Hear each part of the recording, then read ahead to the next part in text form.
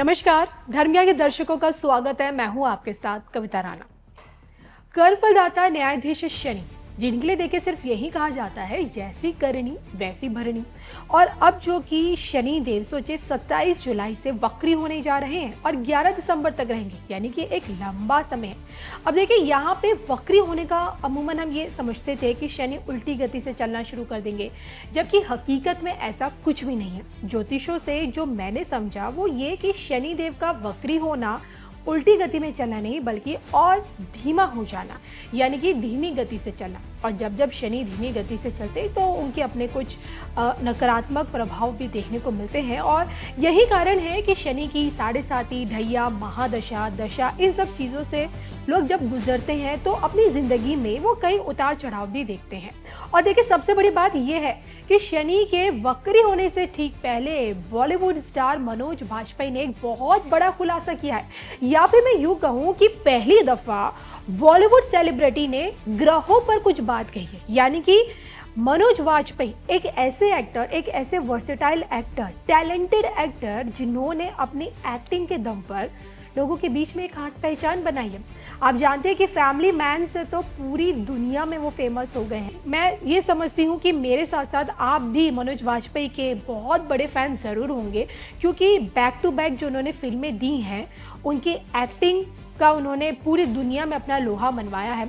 और हाल फिलहाल में तो 12 जून को गवर्नर नाम की उनकी एक और मूवी आ रही है, और जिसके चलते हर जगह वो अपने इस मूवी के प्रमोशंस में लगे हुए हैं, जगह जगह इंटरव्यूज़ दे रहे हैं, पॉडकास्ट दे रहे हैं। और इन्हीं सब के बीच उन्होंने लोगों से अपने जीवन के उस पहलू को भी साझा किया है जब उन्होंने खुद शनि की साढ़े साती झेली, या फिर साढ़े साती का वो दौर देखा। जी हाँ, हाल फिलहाल में मनोज वाजपेयी ने एक पॉडकास्ट में शनि की साढ़े साती का जिक्र किया है। मनोज वाजपेयी ने बताने की कोशिश की है कि शनि एक ऐसा ग्रह है जो डराता नहीं है, बल्कि वो आपके जीवन में आपका टेस्ट लेता है। और अगर आप उस टेस्ट में सफल हो जाते हैं तो फिर तो देखिए आप अर्श से फर्श से सीधा अर्श पर पहुंच जाते हैं।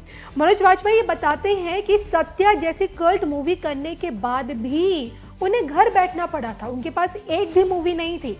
लेकिन जैसे ही शनि की साढ़े साती उन पर से हटी, उसके बाद बैक टू बैक उनके पास इतनी फिल्में आई कि उन्हें सीधा सफलता की ऊंचाइयों पर स्वयं शनि देव ने पहुंचा दिया।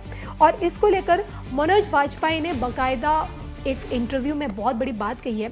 उनका ये बयान है जिसमें वो कहते हैं कि शनि आपकी ज़िंदगी में परेशानी लेकर ज़रूर आते हैं, मगर उसके साथ साथ स्पिरिचुअल समझदारी भी देते हैं, जो आपको सबसे ज़्यादा स्ट्रगल कराता है लेकिन सबसे ज़्यादा सक्सेस भी देता है।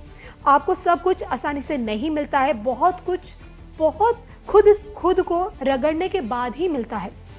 शनि आपसे डिमांड करते हैं कि आप मेहनत करें हर छोटी चीज़ और पहचान पाने के लिए, हर प्यारी चीज़ पाने के लिए आपको शनि देव मेहनत कराते हैं, चाहे वो माँ बाप से हो, पार्टनर से हो।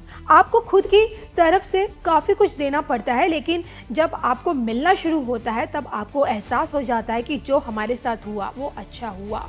तो मनोज वाजपेयी जी का ये बयान, उनकी ये बातें ये साफ दर्शाती हैं कि शनि हमारी लाइफ में कितना इम्पॉर्टेंट रोल प्ले करते हैं। जी हाँ, शनि की साढ़े साती ढैया वो समय होता है हमारी ज़िंदगी का जो हमें बहुत कुछ सिखा कर जाता है, जो हमारा टेस्ट लेता है, जो हमें स्ट्रगल कराना सिखाता है, जो हमें मेहनत करना सिखाता है, जो हमें अपने अंदर की खूबियों को, अपने अंदर की खासियत को, अपने अंदर की कमियों को पहचानना सिखाता है।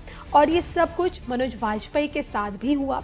उन्होंने ये बताया कि किस तरह से सत्या जैसी बड़ी मूवी देने के बाद भी घर बैठे रहे, और शनि की साढ़े साती में जब ये सारी चीज़ें उन्होंने सही खुद को जब उन्होंने निखारा, उसके साढ़े साती के ठीक हटने के बाद उनके पास मूवीज़ आई। और अब तो आप जानते ही हैं कि फैमिली मैन देने के बाद हाँ, अब मनोज वाजपेयी जी के पास बहुत बड़े बड़े प्रोजेक्ट्स हैं। और हाल ही में जो उनकी मूवी गवर्नर आ रही है उसमें वो एक अर्थशास्त्री और आरबीआई गवर्नर का रोल निभा रहे हैं।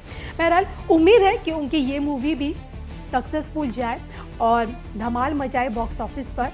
तो आपको क्या लगता है, मनोज वाजपेयी ने जो शनिदेव जी के बारे में जो अपने व्यक्तिगत विचार जो रखे हैं उससे आप लोग कितने सहमत हैं?